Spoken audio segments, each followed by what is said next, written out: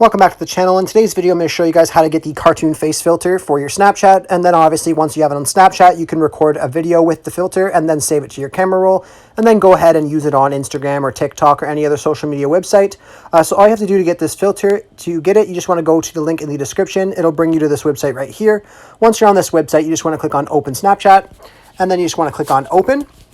Once you click on Open, it's going to bring you over to Snapchat, so you can go ahead and click on Unlock for 38 hours. And it will unlock the filter for 38 hours. Then you just want to go ahead and put the camera on your face or a face, and then it will put the filter on there for you. And then obviously you can record a video and, like I said, save it to many other social media platforms. Anyhow, I hope I was able to help you guys out in showing you how to get the cartoon face filter on Snapchat. If it was helpful to you, be sure to leave a like on the video and subscribe for more. Thanks for watching.